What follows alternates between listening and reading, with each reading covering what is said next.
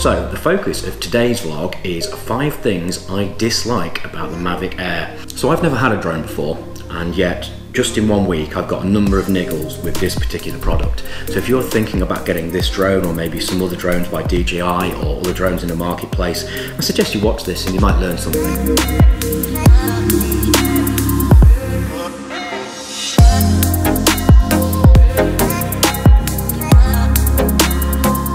So I've had the Mavic Air for about a week now, and I wanted to do a quick update vlog about how I've been getting on with it, what I like and what I dislike. Unfortunately, with this being Manchester, the weather has been terrible for the last week, raining and snowing most days, so I've not had much chance to take it out at all. I've had a couple of flights with it, but not really enough to truly comment on the things that I really like and show you some of the footage that I've got.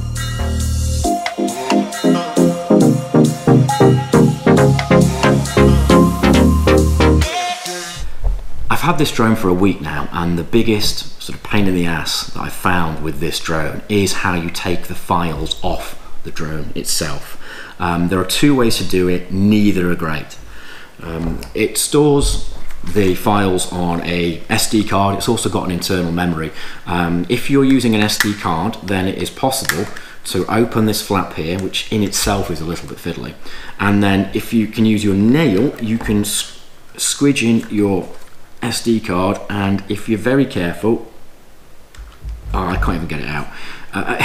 It's a real pain. Getting the SD card out is not easy, and because it's a tiny SD card as well, I wouldn't even recommend doing that. The cards themselves are a bit flimsy. I'm always worried about breaking them, sort of taking in and out so many times.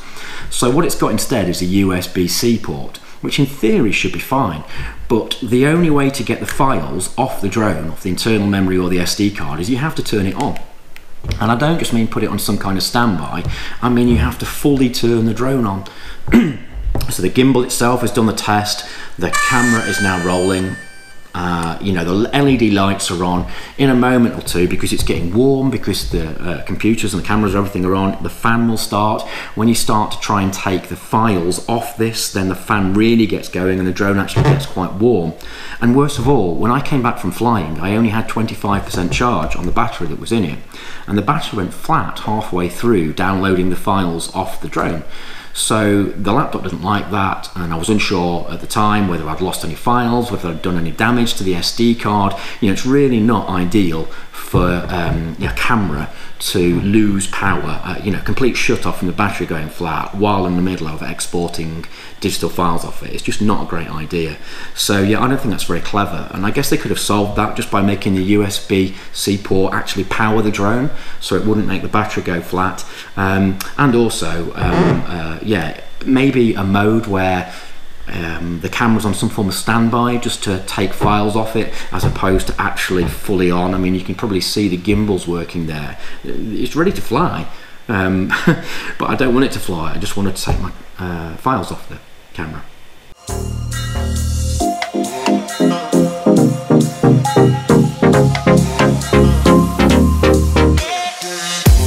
So the other thing I don't like about this are the noises that these make.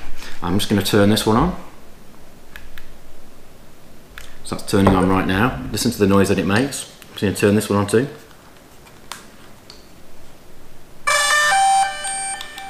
Pretty awful. And then that makes a beep beep beep. They're both just really, really tacky, cheap, horrible sound effects. Listen to that.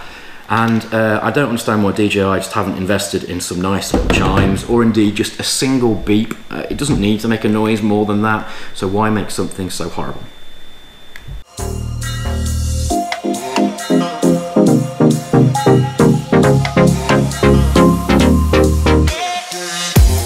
Okay, so my next point is about the controller.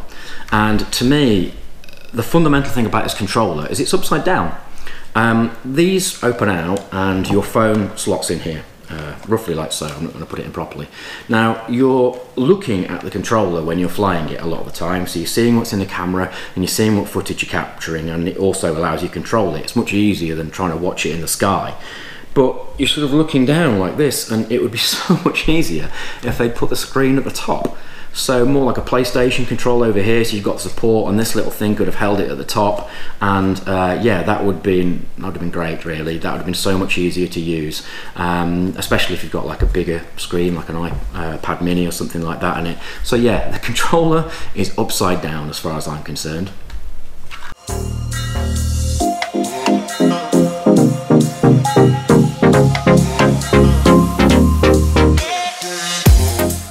My next point is about USB-C and USB micro.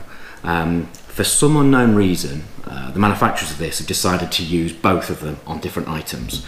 This is the controller, and the controller has a USB micro port just on the side there that plugs in and then connects to your phone. The drone, on the other hand, has USB-C.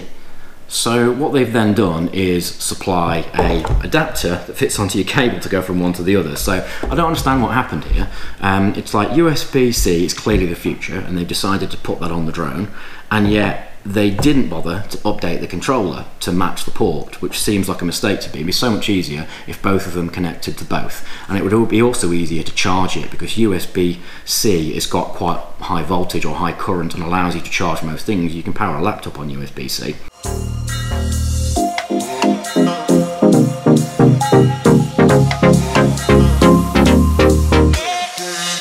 The other thing I don't like is on the controller. Essentially, this arm here had a slider in it which held this lightning port or lightning plug in the correct position, so it went into the back of your phone, which all seems fine, except it never stayed in place, and it would never sort of be in the right position to go into my phone, and the cable itself kept falling out of it. So on the first day of use, when I was folding the controller closed like that, it wasn't quite aligned properly, it pinged out and was lost forever in a field.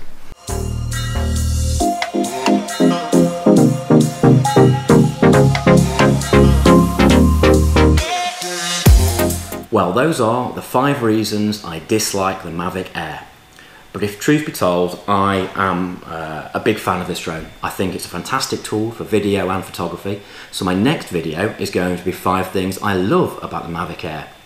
Next week I'm heading down to Plymouth. I'm spending a whole week down there, so I should be able to get some better shots of the coastline, of the sea, boats going in and out of harbour, that kind of thing. And I'm praying that the weather's going to be better than it has been, so I should be able to get some decent shots.